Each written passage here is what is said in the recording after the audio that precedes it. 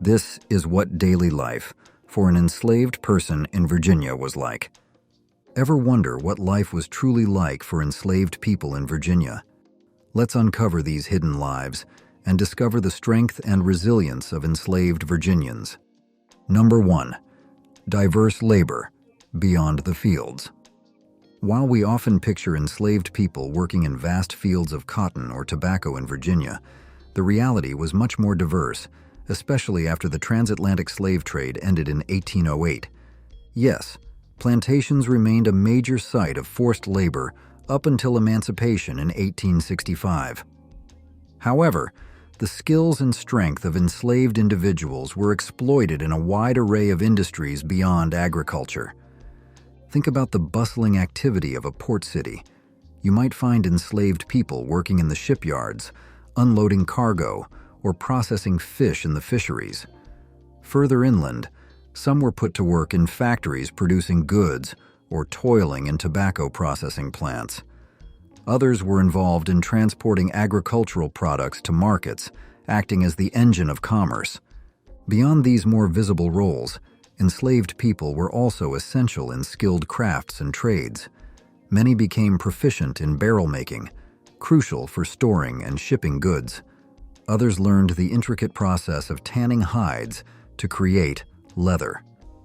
Some were tasked with making everyday necessities like candles and soap, and the list goes on. Carpentry, shoemaking, also called cobbling, preserving and packing meat and fish. These were just some of the skills forced upon enslaved people, demonstrating their adaptability and resilience in the face of brutal oppression. So, while the image of toiling in fields is a powerful one, it's crucial to remember that the labor of enslaved Virginians extended far beyond agriculture. They were integral to various industries and trades, contributing significantly to the economy while receiving no benefit or recognition for their immense skill and hard work. Number 2. Plantation economy and the hiring out system. The large plantations that dotted the Virginia landscape often aimed for self-sufficiency. They produced a wide range of goods, striving to provide everything needed to sustain the plantation community. However, smaller farms often couldn't afford to keep enslaved people year-round. This led to the development of a hiring-out system.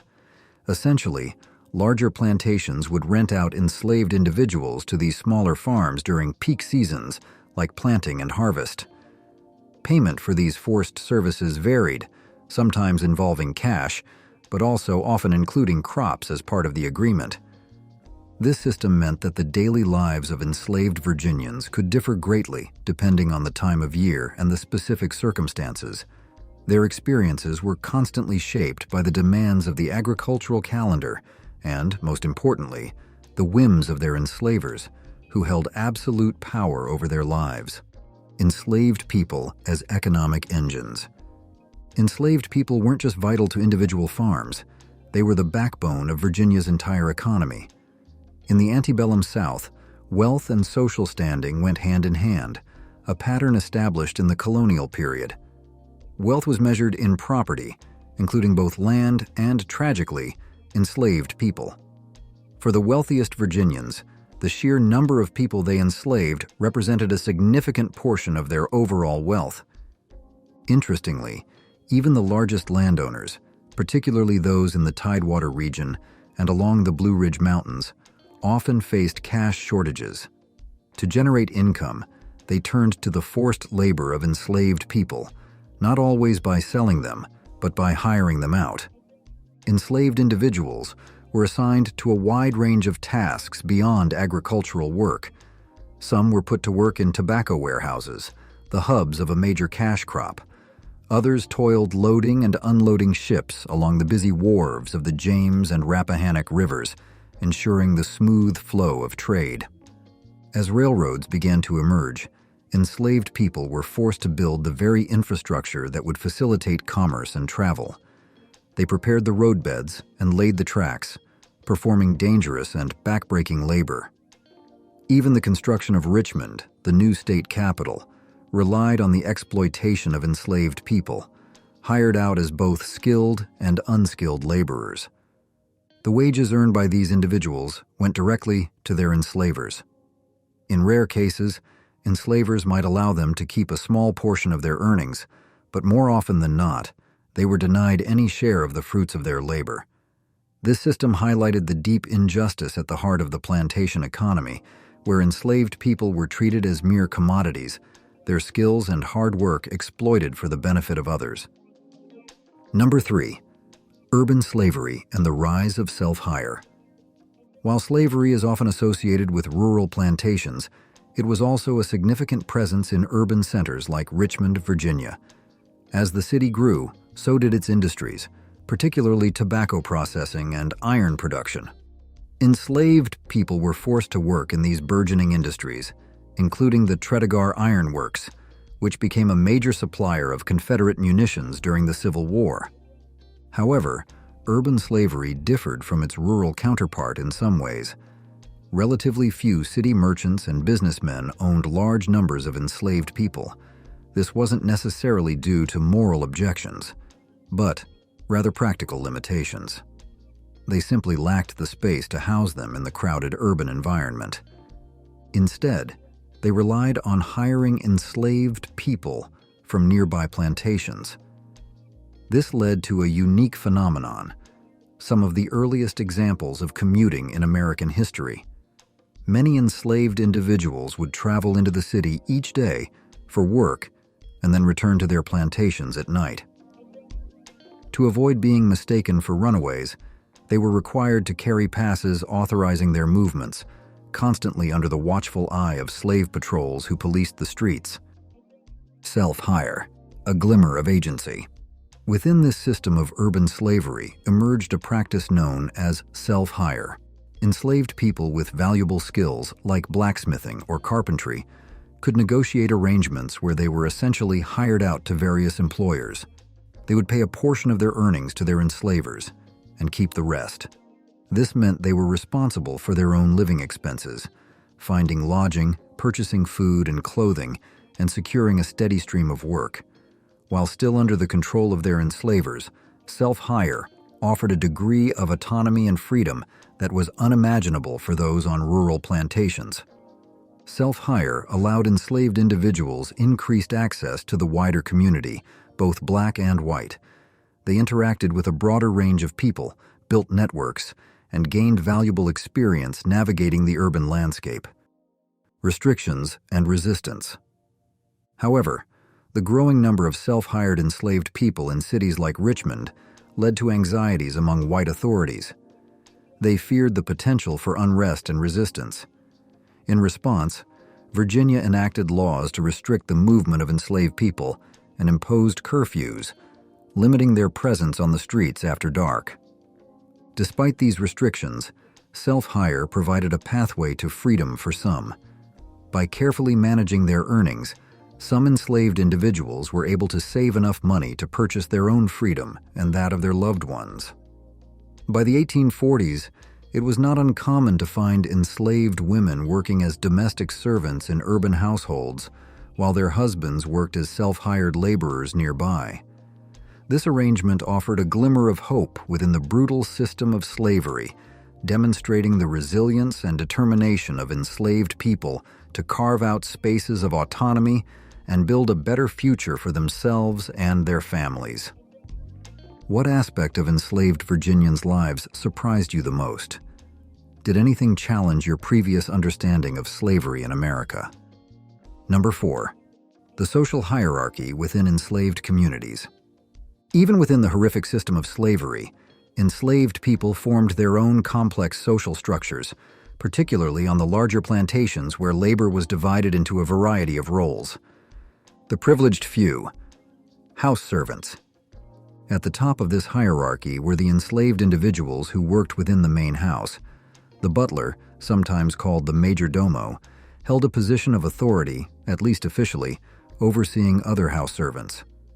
However, it was often the enslaved woman assigned to care for the enslaver's children, acting as a nanny, nurse, and disciplinarian, who wielded the most influence. This figure, later stereotyped as the mammy in popular culture, often held a powerful position within the household, though it's important to remember that this power existed within the confines of slavery. Other house servants, such as waiters, maids, cooks, and personal attendants, occupied a rung below the butler and the children's caregiver, but they still held a higher social standing than those who labored outside. Many house servants lived in quarters within the main house, often in the cellar or an adjacent building, rather than in the communal slave quarters, further setting them apart. Skilled labor, stable workers, and artisans. Another privileged group were those who worked in the stables. Virginians took great pride in their horses and carriages, and maintaining them required specialized skills. Enslaved blacksmiths, farriers, who cared for horses' hooves, grooms, coachmen, and other stable workers held positions of responsibility and expertise. On larger plantations, the riding stables and those for workhorses were often separate, and the enslaved people working in the riding stables enjoyed a higher status.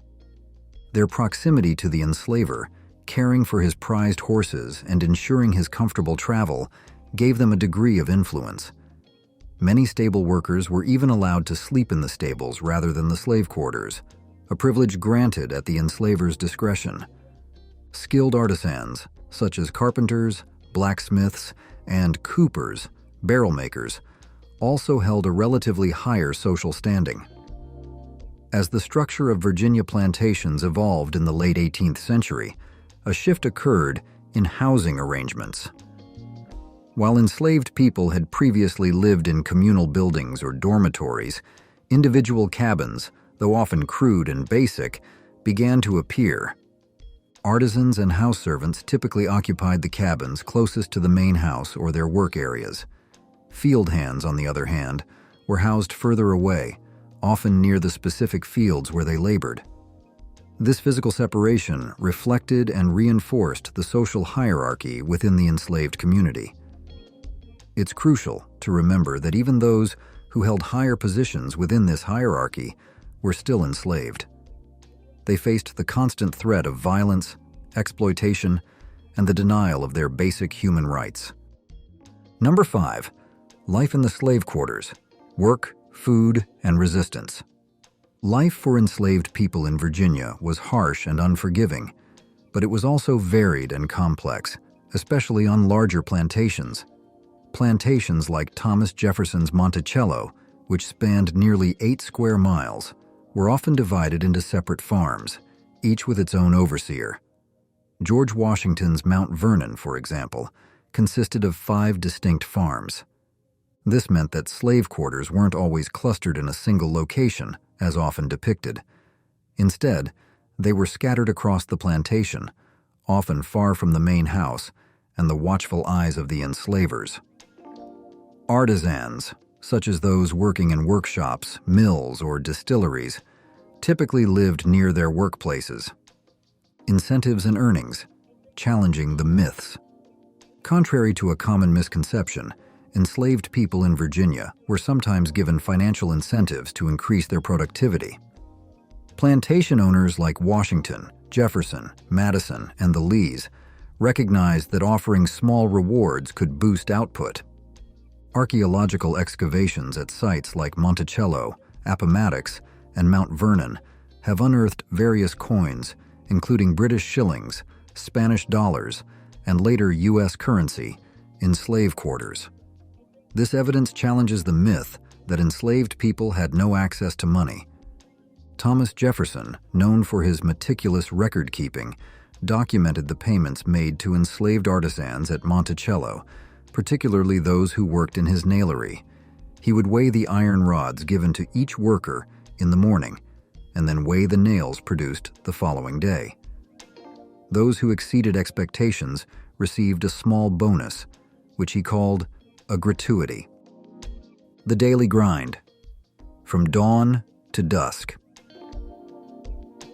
The typical workday for enslaved people in the fields was long and arduous, stretching from sunrise to sunset.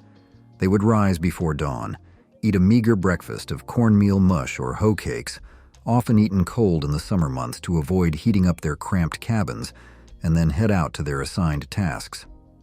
The majority of enslaved people worked in the fields under the supervision of a gang leader, who was also enslaved, and the watchful eye of a white overseer.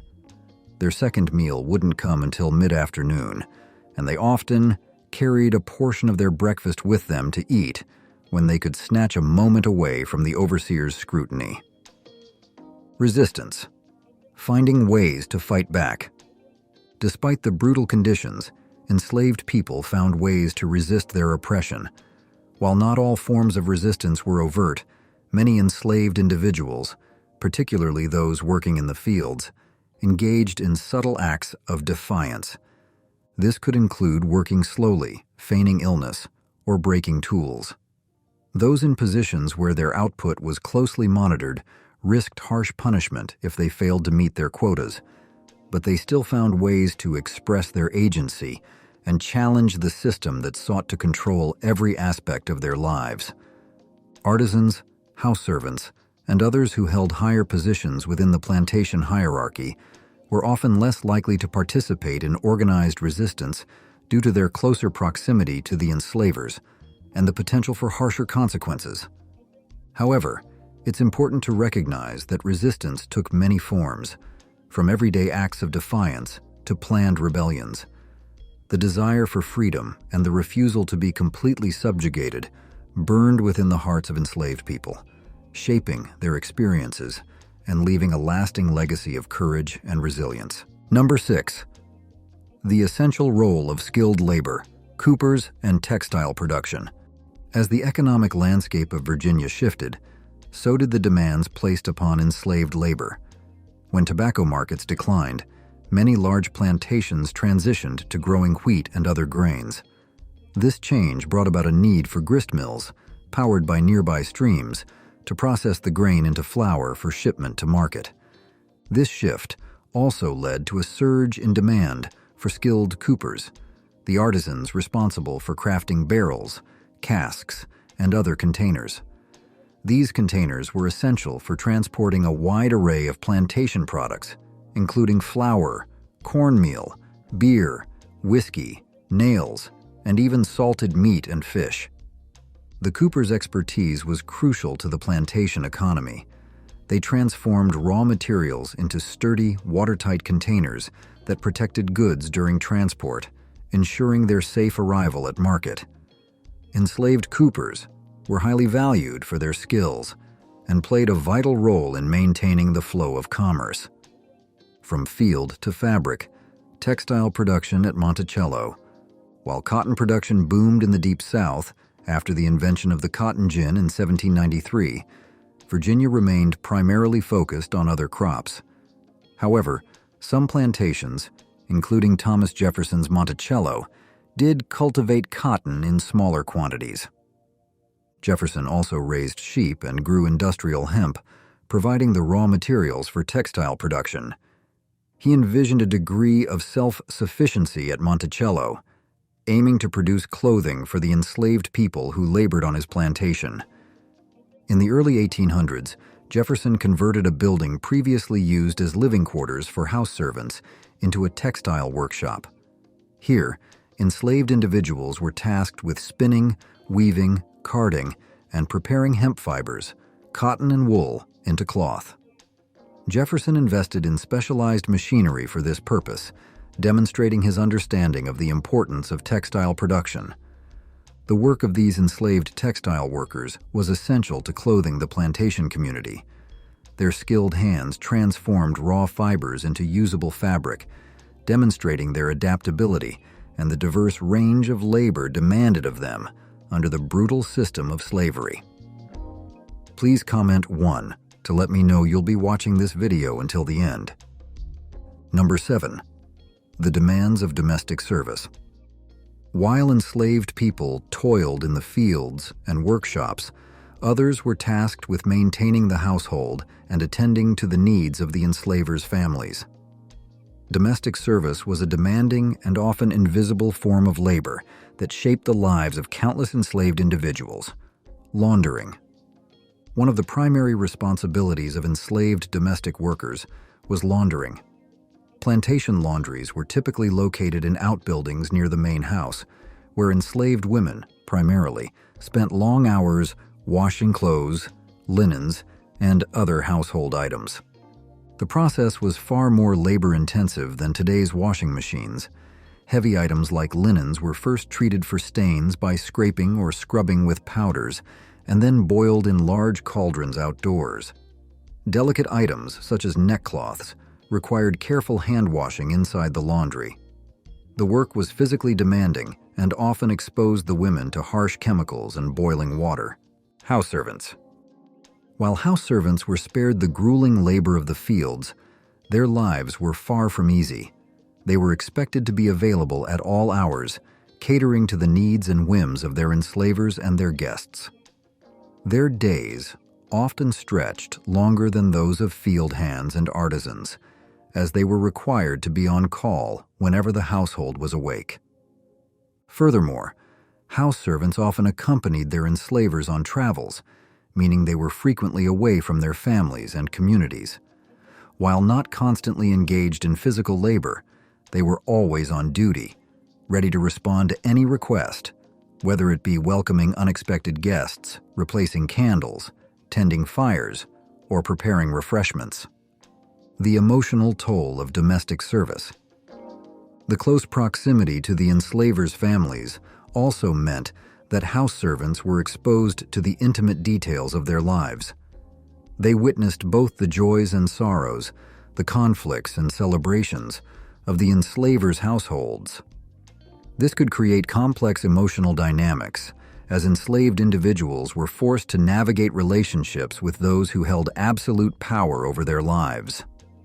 Domestic service also carried the constant risk of physical and emotional abuse. Enslaved women working in the household were particularly vulnerable to sexual exploitation by their enslavers. The power imbalance inherent in the master-slave relationship made it difficult for them to resist or report such abuse. Number 8. Alcohol production and control on plantations. By the late 18th century, a significant shift was underway on Virginia's plantations. As tobacco markets declined and soil exhaustion became a concern, many planters turned to cultivating wheat, rye, barley, corn, and other grains. While these crops were better for the soil's health, they didn't generate the same consistent profits as tobacco. Enterprising planters, including George Washington, recognized a new opportunity: converting surplus grain into whiskey. They realized that distilling whiskey could be more lucrative than simply selling the grain as flour. This led to the rise of alcohol production on plantations, with enslaved people playing a central role in the process. Enslaved brewers and distillers. Skilled labor in high demand. Enslaved individuals were tasked with learning the skills of brewing and distilling, becoming essential to the production of alcoholic beverages on plantations. They operated the stills, fermented the mash, and carefully monitored the entire process, ensuring the quality of the final product. The knowledge and expertise of these enslaved workers were crucial to the success of plantation distilleries. Their labor transformed raw grains into valuable commodities, contributing to the diversification of the plantation economy and the profitability of these enterprises. Alcohol and control. A balancing act. While alcohol production became increasingly common on plantations, the consumption of alcohol by enslaved people was often strictly controlled. Many plantation owners viewed alcohol as a potential threat to order and productivity. Possession of alcohol by enslaved individuals was often considered a punishable offense, with overseers typically responsible for meting out punishments. Some enslavers, however, reserved the right to approve any corporal punishment, maintaining a tighter grip on the lives of those they enslaved. There were variations in how strictly alcohol consumption was regulated. Some enslavers adopted a more lenient approach, tolerating moderate drinking among enslaved people, but punishing drunkenness or alcohol-related accidents. This reflected a complex balancing act between maintaining control and recognizing the potential benefits of allowing limited access to alcohol, such as boosting morale or providing a reward for hard work. Number 9. Winter labor on the plantation. The arrival of winter did not bring a halt to the relentless demands of plantation life. Even as the days grew shorter and temperatures plummeted, enslaved people were expected to continue their labor, ensuring the smooth operation of the plantation throughout the year. A poignant example of this unwavering work ethic is found in the final days of George Washington's life. On a frigid December morning in 1799, despite suffering from a sore throat, Washington rose at dawn and ventured out on horseback to inspect his farm. He braved a storm of sleet and freezing rain, a testament to his dedication to the management of Mount Vernon. Tragically, this would be his last ride. Washington died later that night from a throat infection. How do you think the stories of resistance and resilience demonstrated by enslaved people can inspire us today? Number 10. Literacy, religion, and the suppression of education. In the early years of Virginia's history, religion played a powerful role in shaping attitudes towards education, including the education of enslaved people. Religious instruction was considered essential, and the Bible served as a primary text for both religious and literacy training, even at the prestigious College of William and Mary. Among some members of the Virginia elite, there was a belief that teaching enslaved people to read, at least to a basic level, was a moral obligation rooted in Christian principles. They saw it as a way to introduce enslaved individuals to religious teachings and potentially instill a sense of morality. A turning point, the Nat Turner Rebellion. However, this relatively tolerant stance towards literacy among enslaved people began to harden in the 1830s, particularly after the events of the Nat Turner Rebellion.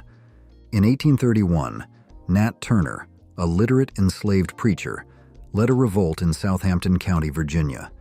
The rebellion involved both enslaved and free black individuals and resulted in the deaths of approximately 60 white people, including women and children, as well as some enslaved domestic servants who remained loyal to their enslavers. The rebellion was swiftly suppressed by Virginia militia and U.S. Navy forces, but its impact was profound and far-reaching.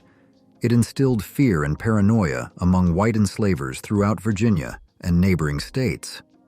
The aftermath: increased restrictions on education. The Nat Turner Rebellion became a pivotal moment in the history of slavery in Virginia. It fueled a growing belief among white enslavers that literacy among enslaved people was a dangerous threat to the institution of slavery.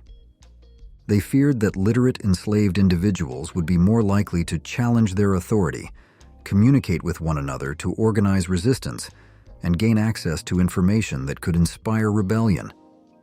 In the wake of the rebellion, Virginia and other southern states enacted stricter laws to suppress education among enslaved people.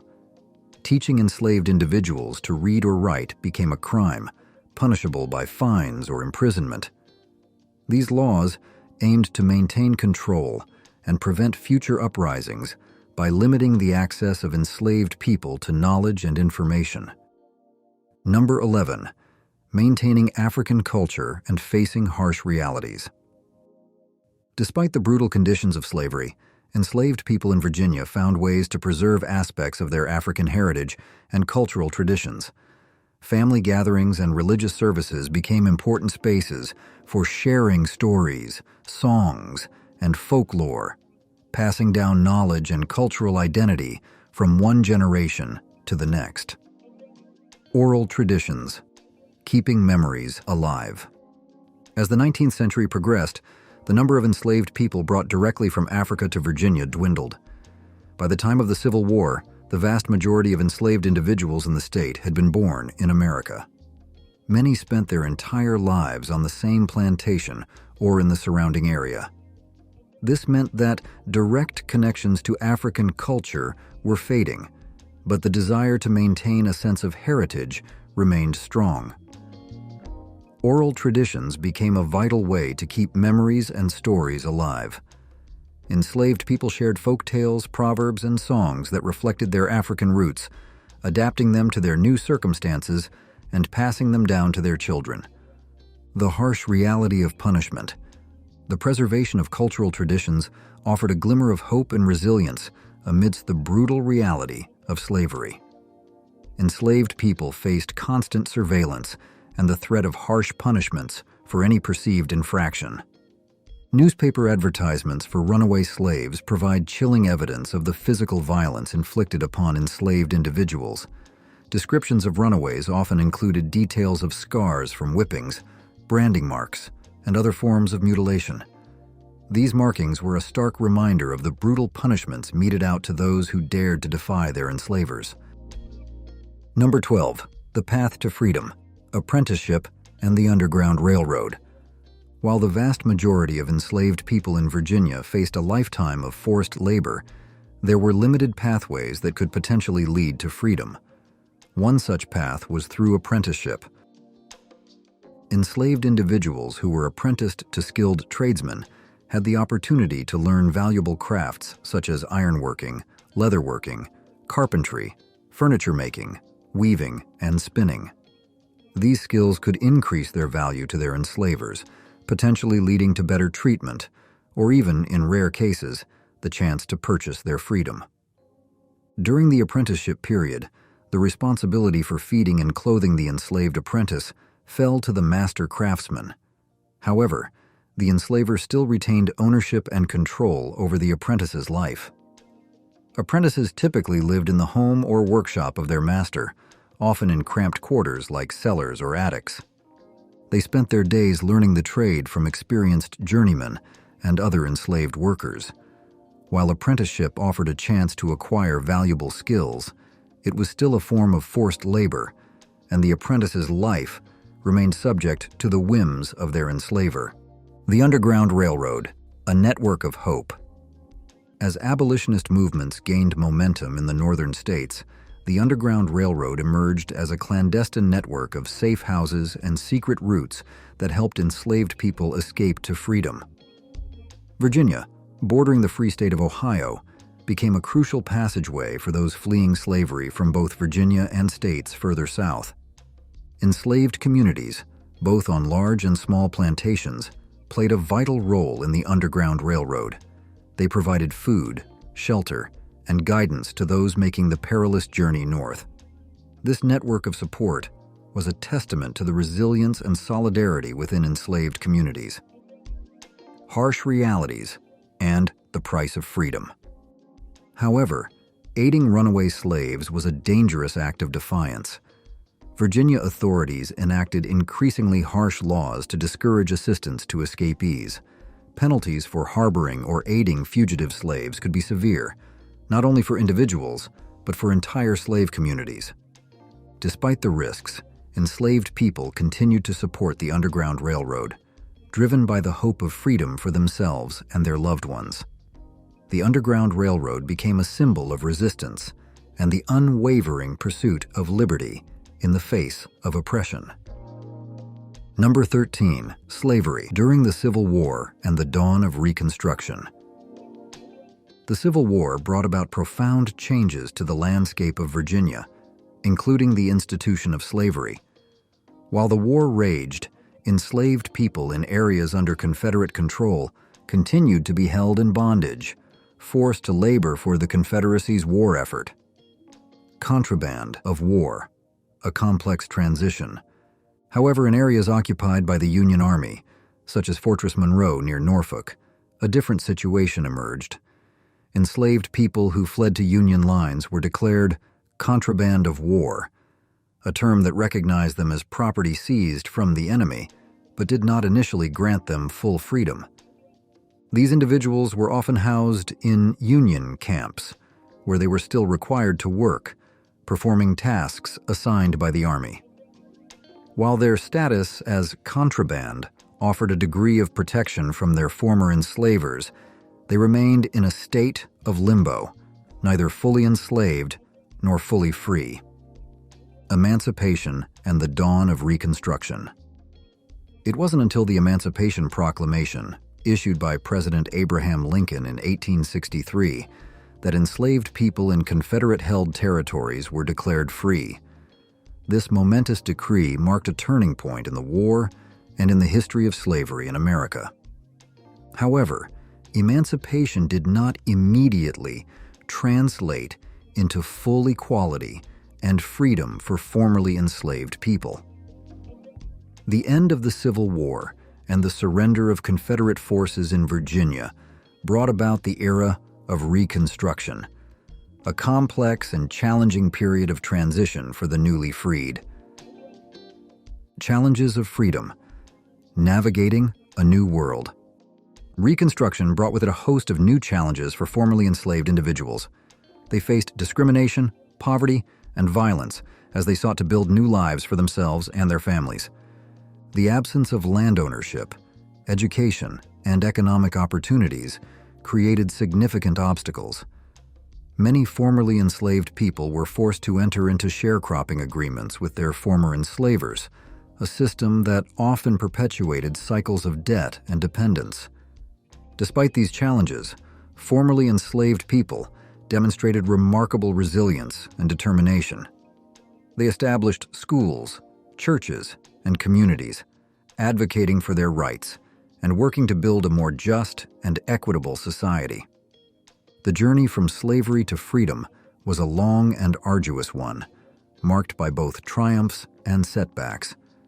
The legacy of slavery continued to cast a long shadow over American society, but the dawn of Reconstruction also held the promise of a new beginning, a chance to build a nation where all people could truly be free and equal.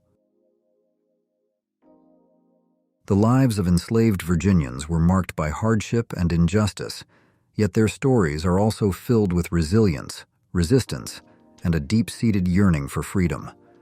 From skilled laborers to hidden entrepreneurs, they shaped the very fabric of Virginia society. We hope this glimpse into their lives has sparked your curiosity and deepened your understanding of this crucial chapter in American history.